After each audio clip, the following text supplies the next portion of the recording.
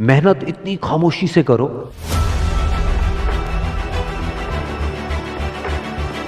कि कामयाबी शोर मचा दे। जय हिंद बच्चों, और जय हिंद हमारे वो सभी मित्र जो कि अपने सपनों को पूरा करने, करंट अफेयर्स की तैयारी को जमकर करने के लिए गुरुकुल के साथ जुड़ गए हैं। आज हम जानने वाले हैं पूरे एक महीने के करंट अफेयर्स का, पूरे अगस्त महीने के करंट अफेयर्स का निचोड़ जानने वाले हैं। यानी कि आपको डेली इसको तैयार करने का जरूरत नहीं है। मैं आपको नोट्स और सारे के सारे उसका एक्सप्लेनेशन मैं आपको यहीं पर प्रोवाइड करा दूंगा। तो चलिए शुरू करते हैं आज का ये हम लोग स्पेशल सेशन शुरू करने से पहले मैं आपको बता दूं कि एक बहुत ही बुरी खबर महीने के लास्ट में आई, जो कि घटना घटी हमारे देश के पूर्व राष्ट्रपति प्रणब मुखर्जी का निधन हो गया। तो थोड़ी हम लोग उनके जीवन परिचय के बारे में भी जानकारी लेते हुए अपना सेशन को आगे बढ़ाएंगे। तो चलिए यहाँ देखते हैं हम लोग। प्रणब मुखर्जी जो है सो 31 अगस्त 2020 को इनका निधन हो गया। वे लंबे समय से बीमार थे और कोमा में भी चले गए थे। प्रणब मुखर्जी के बेटे अभिजीत मुखर्जी ने ट्वीट करके यह जानकारी दी। दिल्ली कैंट स्थित आर्मी रिसर्च एंड रेफरल अस्पताल में इनका इलाज चल रहा था। अब इनके मृत्यु होने के बाद 7 दिन का राजकीय शोक भी घोषित कर दिया गया है। दिवंगत पूर्व राष्ट्रपति प्रणब मुखर्जी के सम्मान में 31 अगस्त से 6 सितंबर तक 7 दिन के राजकीय शोक की घोषणा की गई है। इस दौरान राष्ट्रीय ध्वज सभी इमारतों पर आधा झुका रहेगा तथा कोई भी सरकारी कार्यक्रम आयोजित नहीं होंगे। अब बात करते हैं हम लोग राष्ट्रपति प्रणब मुखर्जी के जीवन के बारे में, थोड़ी परिचय कि वो कब राष्ट्रपति बने और उनका राजनीतिक जीवन कैसे था, इसके बारे में थोड़ा हम लोग एक छोटा जानकारी ले लेते हैं। चलिए यहाँ देखते हैं हम लोग। साल 2012 में प्रणब मुखर्जी देश के राष्ट्रपति बने थे। वे भारत के 13वें राष्ट्रपति थे। साल 2019 में उन्होंने भारत रत्न से सम्मानित किया गया था। बाकी भी सारी जानकारियों को मैंने लिखा है, आप इसे ध्यान से एक बार पढ़ लेंगे। कांग्रेस पार्टी में रहते हुए उन्होंने विदेश से लेकर रक्षा, वित्त और वाणिज्य मंत्री तक की सभी भूमिका को अच्छे से निभाया था। 1969 में कांग्रेस के जरिए सियासत की दुनिया में उन्होंने अपना पहला कदम रखा था। इसके अतिरिक्त जो है सो ये भी बात आपको जानना होगा कि 1975 को, 1981 को, 1993 को, 1999 को राज्यसभा के लिए भी अब चुने गए थे। इसके अलावा 2004 और 2009 में पश्चिम बंगाल के जंगीपुर सीट से 2 बार लोकसभा के लिए भी चुने गए थे। वे 23 साल तक कांग्रेस वर्किंग कमेटी के सदस्य भी रहे थे। वे मनमोहन सरकार के साल 2004 से 2006 तक रक्षा मंत्री भी रहे थे। 2006 से साल 2009 तक वह विदेश मंत्री रहे और 2009 से 12 तक वित्त मंत्री रहे।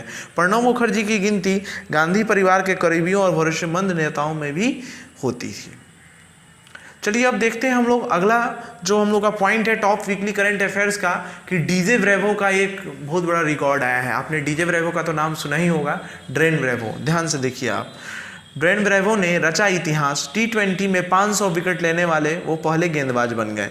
इन्होंने जो जैसे हम लोग के यहाँ IPL होता है वहीं पर CPL होता है, उसी CPL में इन्होंने सबसे ज़्यादा विकेट लिया है। इससे पहले लिथिस मलिंगा का दूसरे स्थान पर है 390 विकेट लेने का। और आप यहाँ ध्यान से देख सकते हैं कि 500 विकेट लेकर T20 क्रिकेट में सबसे ज़्यादा विकेट लेने वाले यह दूसरे नंबर पर श्रीलंका के तेज गेंदबाज मलिंगा जी हैं, जिन्होंने 390 विकेट लिए हैं। और वेस्ट इंडीज़ के ही सुनील नरेन जी हैं, जिन्हें आप देखते होइएगा वेस्ट इंडीज़ से खेलते हैं। इन्होंने रिकॉर्ड बनाया है 339 मैचों में 383 विकेट लेने का।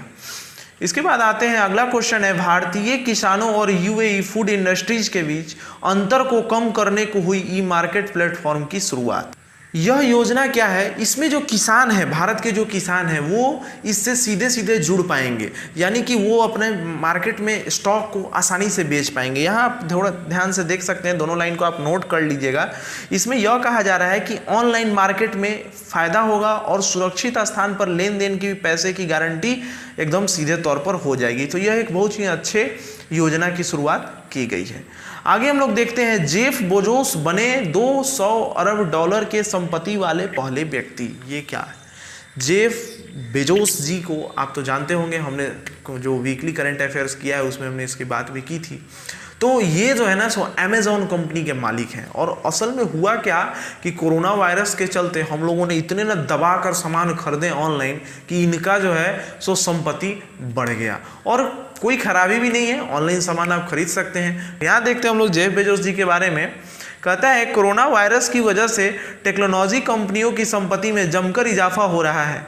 दुनिया के सबसे अमीर व्यक्ति जेफ बेजोस पहले से अब और धनी हो गए। 26 अगस्त 2020 को अमेजॉन का शेयर 2% में उछाल आया।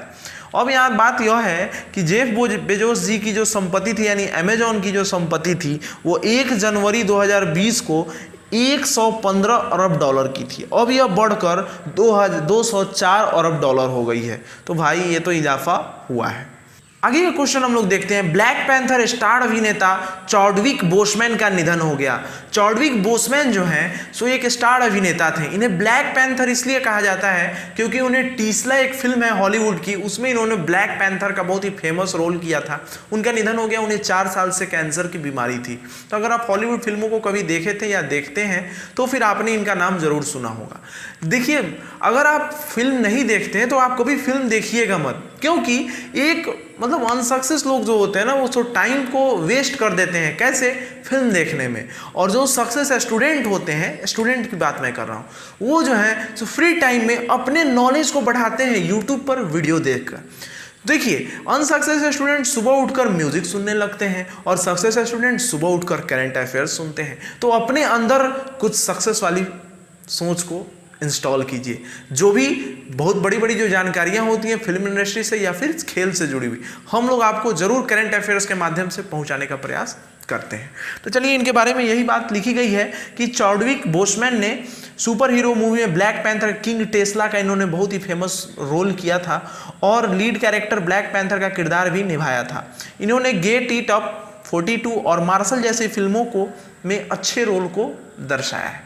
आगे बढ़ते हैं। अगली जो मुख्य खबर यह है कि केंद्र सरकार ने उड़ान योजना के तहत 78 नए हवाई मार्गों की मंजूरी दे दी है। इसके बारे में भी कुछ जानकारी लेते हैं। उड़ान योजना के तहत चुनी गई विमान कंपनियों को केंद्र और राज्य सरकारों तथा हवाई अड्डा संचालकों की तरफ से वित्तीय प्रोत्साहन दिया जाता है ताकि वे हवाई अड्डों के परिचालन पर जहां यात्रियों को संख्या कम है और वे हवाई किराए में किफ़ायती रख सकें। यानी कि बहुत ऐसे छोटे छोटे रूट हैं जहां पर लोगों की संख्या कम है, वहां पर हवाई अड्डों का निर्माण करना और वहां विमान सुविधा देने के लिए ये शुरू किया गया है। जिसमें हम लोग यहाँ बात करें, ध्यान से देखिएगा कि मतलब जो चौथे चरण में शिमला, दिल्ली से शिमला के लिए, हिसार से धर्मशाला, हिसार से चंडीगढ़ और हिसार से देहरादून के रूटों को भी शामिल कर लिया गया है। यानी कि टोटल मिलाकर अभी तक चारों योजनाओं को मिला दिया जाए तो 78 नए हवाई मार्गों की मंजूरी दे दी गई है।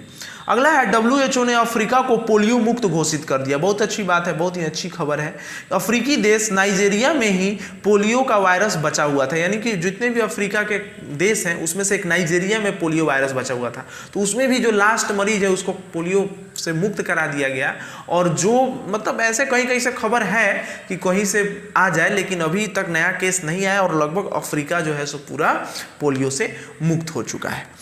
चलिए, इसी के बारे में मैंने यहाँ लिख दिया है। WHO ने अफ्रीका रीजन के कार्यालय ने अफ्रीका महाद्वीप को पोलियो मुक्त घोषित कर दिया। WHO ने साल 1988 में वैश्विक पोलियो उन्मूलन की पहल की शुरू की थी। यानी वैश्विक जो पोलियो उन्मूलन है वो 1988 से शुरू किया गया था, है ना। और इसको अभी ऐसा माना जा रहा है कि लगभग पूरे अफ्रीका से इसे हटा दिया गया है।